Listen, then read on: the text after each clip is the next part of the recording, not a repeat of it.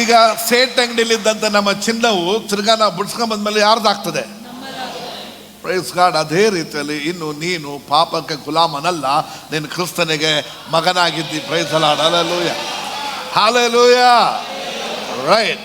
ಒಂದು ಎಫೆಸರ್ 1:7 ಓದಿಕೊಳ್ಳೋಣ. 1:7. ನಮಗೋಸ್ಕರ ಯೇಸು ಕ್ರಿಸ್ತನು ನಮಗೋಸ್ಕರ ತನ್ನ ರಕ್ತವನ್ನು ಸುರಿಸಿದ್ದರಿಂದ, ಅಲೋ, ಯಾವುದರಿಂದ? ತನ್ನ ರಕ್ತವನ್ನು ಸುರಿಸಿದ್ದರಿಂದ ನಮ್ಮ ಅಪರಾಧಗಳನ್ನು ಪರಿಹಾರವಾಗಿ ನಮಗೆ ವಿಮೋಚನೆ ಆಯಿತು, ಬಿಡುಗಡೆ ಆಯಿತು. ಹಲ್ಲೆಲೂಯಾ. ಪಾಪ ಮಾಡಿದ್ಯಾರು? ಆದ್ರೆ ಬಿಡುಗಡೆ ಕೊಟ್ಟಿದ್ಯಾರು? ಪರಿಹಾರ ಮಾಡಿದವರು ಯಾರು? ಅದಕ್ಕೆ ಆತನು ನನ್ನ ರಕ್ಷಕನು ಒಡೆಯನಾಗಿದ್ದಾನೆ ಎಂಬುದಾಗಿ ಹೃದಯದಲ್ಲಿ ನಂಬಿಕೆ ಬಾಂಧರಿಕೆ ಮಾಡತಕ್ಕಂಥವರಾಗಿದೆ. Praise the lord. ಹಲ್ಲೆಲೂಯಾ.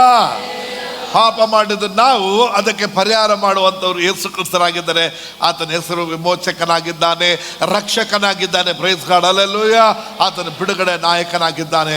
ಆದ ಕಾರಣ ಪ್ರಿಯರೇ, ಆತನು ನಮಗೆ ತನ್ನ ರಕ್ತವನ್ನು ಕೊಟ್ಟು ವಿಮೋಚಿಸಿದ ಕಾರಣ ಇನ್ನು ನಾವು ಪಾಪಕ್ಕೆ ಗುಲಾಮರಲ್ಲ, ದಾಸರಲ್ಲ.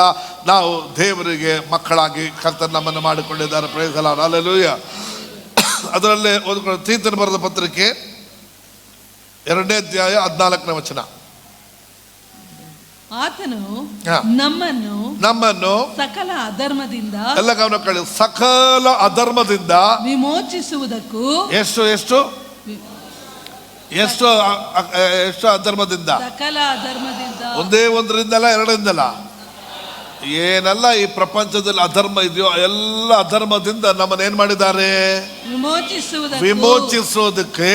ಸತ್ಕ್ರಿಯೆಗಳಲ್ಲಿ ಆಸಕ್ತರಾಗಿದ್ದ ಸ್ವಕೀಯ ಜನರನ್ನು ತನಗಾಗಿ ಪರಿಶುದ್ಧ ಮಾಡುವುದಕ್ಕೂ ನಮಗೋಸ್ಕರ ತನ್ನನ್ನೇ ಒಪ್ಪಿಸಿಕೊಟ್ಟನು. Praise God. Hallelujah, hallelujah, hallelujah. ಯಾರಿಗಾಗಿ ಒಪ್ಪಿಸ್ಕೊಳ್ಬೇಕಾಗಿತ್ತು? ನಾವು ಒಪ್ಪಿಸ್ಕೊಳ್ಬೇಕಾಗಿತ್ತು, ನಾವು ಮಾಡಿದ ಪಾಪಕ್ಕೆ. ಆದರೆ ಸಕಲ ಅಧರ್ಮಗಳಿಂದ ನಮ್ಮನ್ನು ವಿಮೋಚಿಸುವುದಕ್ಕಾಗಿ ತನ್ನನ್ನು ಸಂಪೂರ್ಣವಾಗಿ ದೇವರು ಒಪ್ಪಿಸಿಕೊಟ್ಟರು.